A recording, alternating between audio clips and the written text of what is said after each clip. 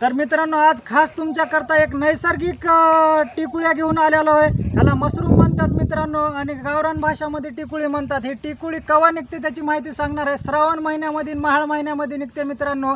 आणि ही कशी निघते ते सांगणार आहे मित्रांनो. जेव्हा पाऊस पडतो, गरजलं की ही तयार होते मित्रांनो जमिनीमध्ये. आणि ह्याची काढण्याची एक माहिती सांगणार आहे. ही सूर्य निघण्याच्या आधी काढावं लागते मित्रांनो, किंवा 9-10 वाजेपर्यंत.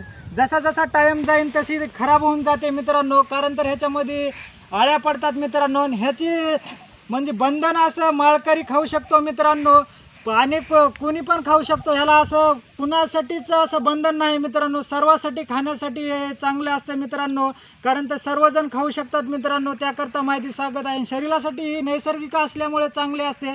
तर तुम्ही कृत्रिम टिकुळी खाल्ली असेल मित्रांनो रेस्टॉरंटमध्ये, हॉटेलमध्ये, पण ही नैसर्गिकची जी चव आहे ते कृत्रिम टिकुळीमध्ये भेटत नाही मित्रांनो. कारण तर त्याकरता एक माहितीचा व्हिडिओ बनविलेला आहे मित्रांनो. माझी माहिती कशी आवडली, माझ्या चॅनलला लाईक सबस्क्राईब करा. अशीच तुमच्यासाठी नवीन नवीन माहिती घेऊन येतो. स्टॉप कर.